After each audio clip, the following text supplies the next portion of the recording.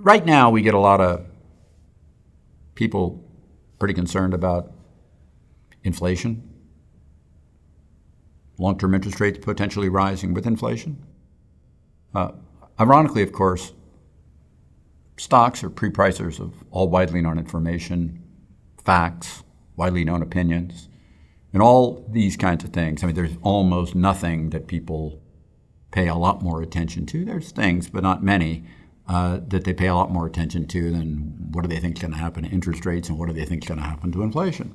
So that tends to have little market impact. And in fact, in history, there is little market impact to this.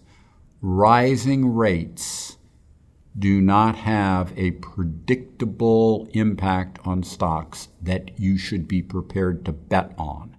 Rising rates coupled with other things might, but rising rates by themselves, no. Now, the concept behind rising rates being a negative impact to stocks is a somewhat valid theoretical one. The value of a business is supposed to be the net future earnings cumulatively discounted back to the present by a valid interest rate. That's the right interest rate. And so if interest rates go up, that means that the discounter would be a bigger number and the present value of that future earnings stream would be less.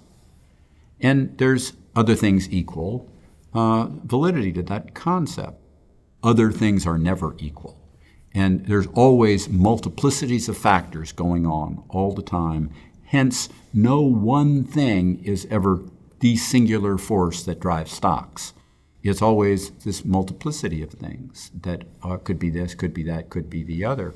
But the fact is that rising interest rates are often paralleled by other forces that could be positive or negative, and there's not an overwhelming feature in history showing you that rising interest rates are good or bad for stocks. People will not accept that for another parallel reason.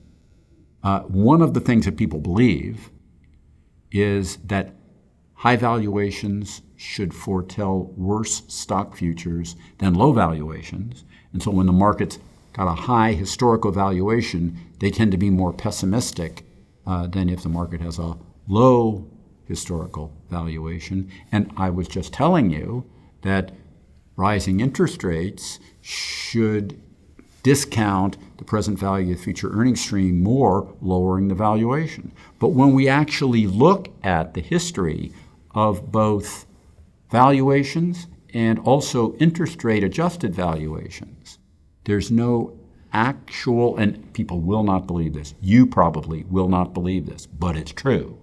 There's actually no correlation between valuation levels and subsequent stock market returns in any period that a normal human being really cares about. And by that I mean the future 3-month, 1-year, 2-year, 3-year, and 5-year returns basically show a correlation coefficient statistically documenting the tenacity or the force of one to impact the other. There isn't any. It's effectively, to a rounding error, always very close to zero. There's no correlation between valuation levels and future earnings returns until you get out to some very convoluted ways to calculate valuations and 10-year returns. And even then, it doesn't tell you up or down. It just tells you above average or below average future returns 10 years later. So my point to you is, and summing up now, people tell you that rising interest rates should be bad for stocks. But in fact, that's not measurably true at all. And when you have people tell you something is true over and over and over again, and you can see this widely in media today, widely on things like CNBC and what have you, when you hear this over and over again, you know it's already been priced, and therefore you know it's actually wrong. Thank you very much for listening. Subscribe to the Fisher Investment YouTube channel if you like what you've seen. Click the bell to be notified as soon as we publish new videos.